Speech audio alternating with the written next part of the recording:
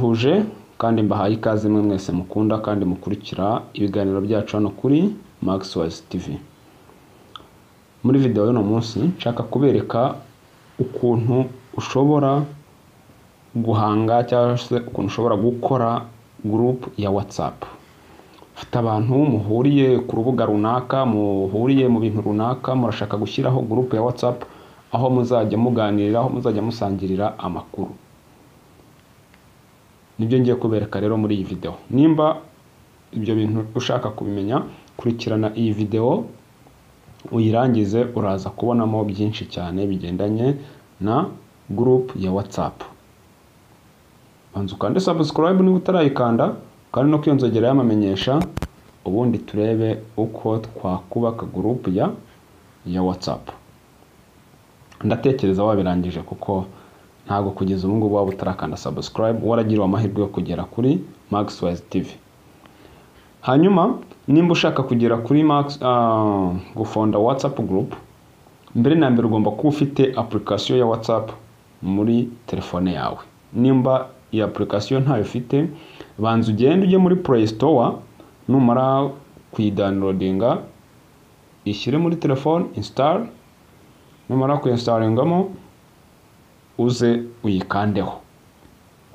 Hano rero dufite WhatsApp app, ngiyi hano, ingiyi uraza uyikandeho. Numara kuyikaho, urabona ko WhatsApp yanjye irafunze, WhatsApp locked. WhatsApp is locked. Bisobanuye iki? Bisobanuye ko nashyize password, nashyize lock kuri WhatsApp yanjye, atari njye uyinjiyemo, nta wundi muntu n'umwe wayinjiramo keretse uwaba azi pin ya telefone yanjye. Nuwa ngo iyo ngiye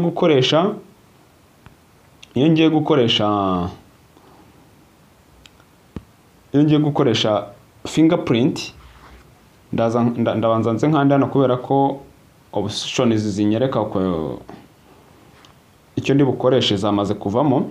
Urareba hari ahantu handitse fingerprint, touch fingerprint, cyangwa se hano hasi ukoreshe pin. Ubu ni uburyo bubiri bwombi nshobora gukoresha. Bivuze ngo rero ibi udafite urutoki rwanjye, ukaba udafite na pin yanjye, ntago wabasha kwinjira hehe muri iyi WhatsApp. Iyi ni video yakozwe kandi iri kuri Maxwise TV. Uramutse ubishaka wareba muri video zacu zabanje ukabasha kureba uko bigenda. Hanyuma rero iryo ntago ari ryo somo ry'uyu munsi.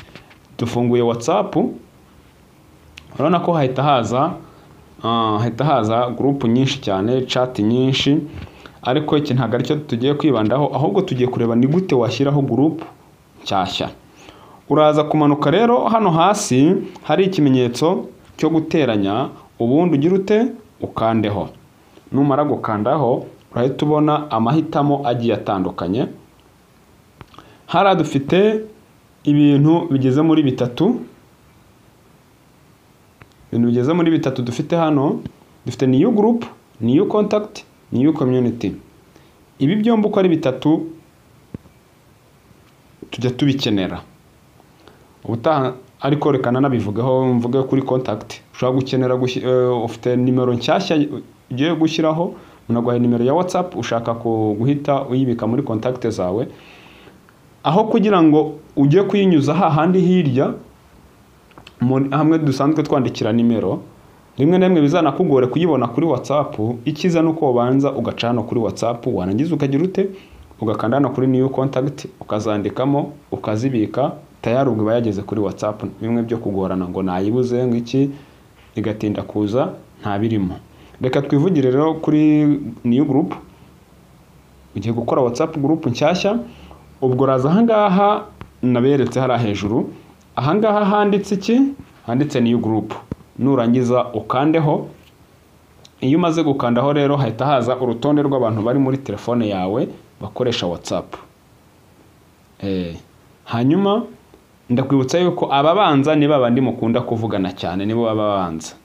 Nimba mudakunda kuvugana bari hari hepfo, ubwo nyine uraza guscrollinga down ujyeyo ugenda ubarebe. Kimwe nuko ushobora gusanga umuntu wawe wenda uramwibuka izina ariko kumubona birakugoye. Uzakora iki rero? Uzaza hariya hejuru ukande kuri search. Numara gukanda kuri iriya search izahita ikwemerera aho wandikemo izina rya wa muntu uri muri contact zawe, hanyuma ajye yaza nurangiza umukoreho. Hanyuma rero ahangaha niba dushaka gushyiramo abamemba muri iyi group, uraza wenda reka mfate urugero uyu wa kabiri, umukozeho arahita zara hejuru, ku wa gatatu arahita zara hejuru, uwa kane nawe arahita zara hejuru, nshatse nakomeza 5 6 7 gukomeza mpaka kugeza umubare w'abantu bose nshaka gushyira muri WhatsApp group yanjye urangiye. Hanyuma iyo birangiye rero nkora iki? Mpita nza nkakanda hano hepfo. Ahangaha hari kano gafreshe kari mu ibara ry'icyatsi kibisi. Nimara kugakandaho ndayitangira ahantu hari screen imeze gutya. Ahangaha ndaba noneho mvuga nti ngiye gushyiramo izina rya group. Ese group yanjye nshaka kuyita ngo iki?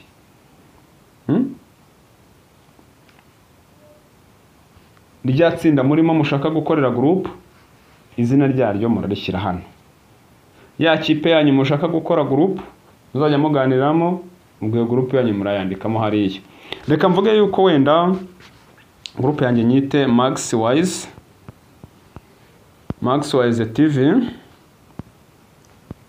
Family. Maxwise TV Family. Iyi niyo group yanjye nshaka. Hanyuma nindangiza ubwo ndaza gukora iki? Ndaza kuza ahangaha, ndaza kuza hano hepfo, ubundi nemeze. Ahabonye ninza nkemeza ahangaha rero ndaba nemeje ko ya WhatsApp iri bube created. Urabona ko could not add Sophie. Impamvu ni iyihe? Ni ukuvuga ngo uyu muntu we yakoze iki? Yafashe WhatsApp ye ayinjiramo, abuza abantu kujya bamushyira mu magroup ya WhatsApp. Ngira ngo wagakwiye kuba iyi video warayibonye kubera ko imaze umwanya munini kuri Maxwise TV. Ngira ngo uko bakora ibi bintu, uko ushobora kurinda abantu kwinjira kugushyira muri group za WhatsApp utabizi, utabibemereye, wagakwiye kuba warabibonye. Ngira ngo warabibonye pe. Ngira ngo nk'ubu ngubu uyu nagiye kumushyira muri iyi group atabizi, bimutunguye akaribuze kwisanga muri ya group. Nimba ibyo ntibijya bikubaho rero, genda urebe video zacu zabanje, harimo video imwe ibuza bino bintu yagufasha kubimenya, nabyo ubanza ubirebe. Reka dukomeze rero, akangaka reka tugakuremo. Nshobora gukora invite, nkamwoherereza message imwinvitinga kuri group yacu nkanze kuri invite to group, cyangwa se nabona atari ngombwa ngomba kwanza kuri bumuhamagare inbox, nta kibazo nkansoringa hano nkahita nigirira akangaka. Hanyuma rero gufonda group ni kimwe, ariko tuba tugomba guhindura na settings zayo. Kubera ko hari ibyo ugomba kwemerera abantu bo bari muri ya group. Nk'umuntu wafonze WhatsApp group, byanze bikunze hari abantu uzi uba ugomba kugira ibyo wemerera n'abandi ugira ibyo babuza. Urugero reka nze turengo ni bande. Uraza rero hano handitse ngo ni group information. Ahantu handitse group information uraza ukandeho, numara gukandaho arahita ibyerekeranye na ya group yawe wa creatinze. Ibi byose ngibi. Ubwo rero turaza tuvuge tuti ese nkeneye guhindura izina rya group. Ushobora gusanga hari ikintu nibeshyeho nshaka guhinduraho. Uraza hara hejuru hari utudomo dutatu ahangaha. Numara kuza uraza uhakande, ubundi hahite haza iki? Haze ano magambo atatu: add members, kongeraho abandi bantu. Hari umuntu usanze wibagiwe ushaka kumwongera kuri group, urakanda kuri add members. Hanyuma ushaka gusanga izina waryanditse nabi, ukeneye kurihindura. Uraza kuza ukande hano kuri change group name. Wenda reka nongereho 12. Wenda turi itsinda rya 12. Hari Maxwise TV Family nyinshi.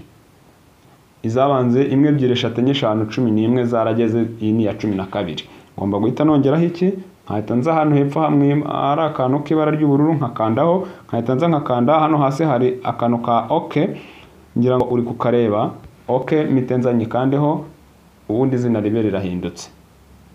Birashoboka yuko hari some permissions, group permissions nshaka kwemerera abantu, ndaza n'ubundi nkande kuri group permissions. Okay, group permissions dusangamo iki?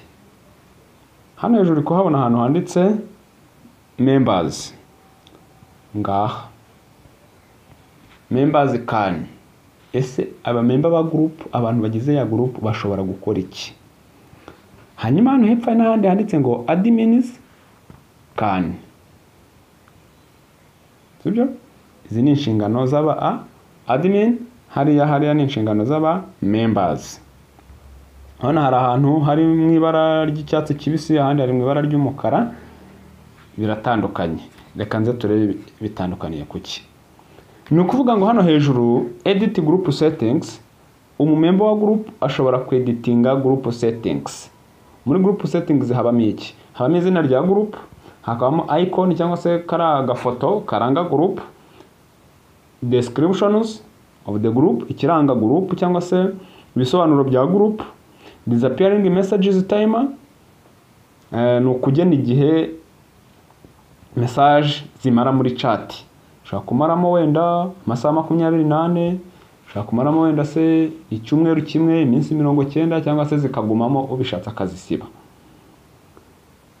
Ndetse ubushobozi bwo gupininga, keep messages, ibyo byose niba ushobora kubyemerera buri muntu wese uri muri iyo group, urakareka kabe mu ibara ry'icyatsi kibisi. Ariko niba ushaka ko ari admin gusa, uzajya uhindura bino bintu, agahindura izina, agahindura ifoto, agahindura descriptions n'ibindi. Uraza ukande hano ubundi haba umukara kuriya.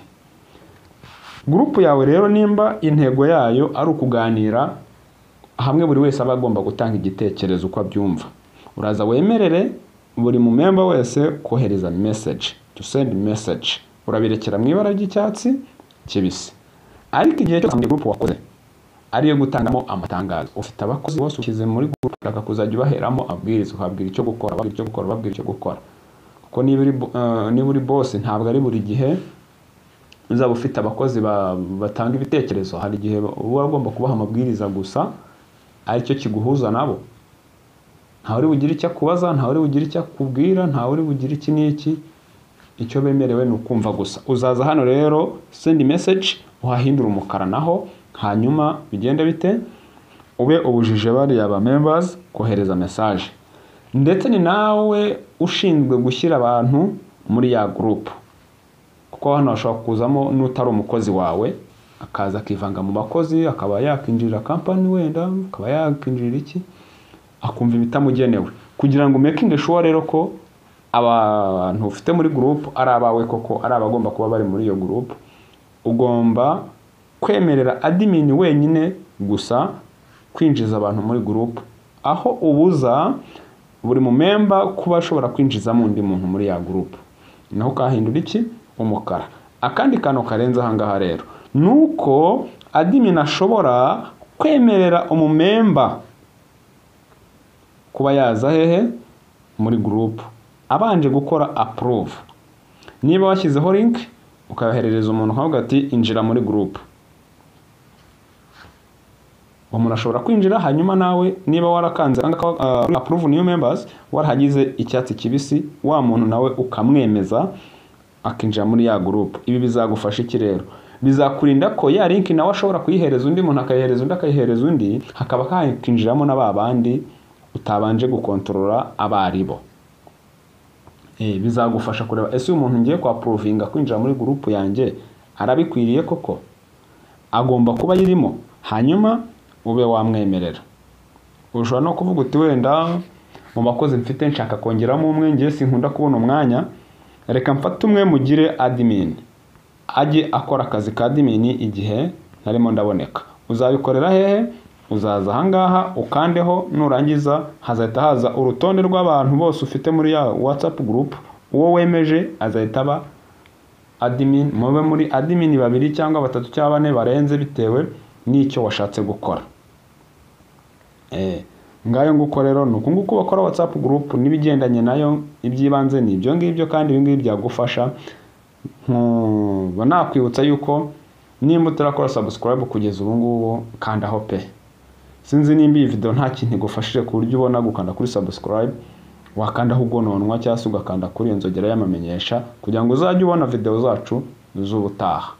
Ntwibagirwe kandi gusharinga iyi video kuri bacuti bawe, kuri bagenzi bawe kugira ngo nabo ibi ngibi babimenye. Ibi ngibi ni ibintu by'ingenzi buri wese yakenera anytime, igihe icyo ari cyo cyose ibi ngibi wabikenera.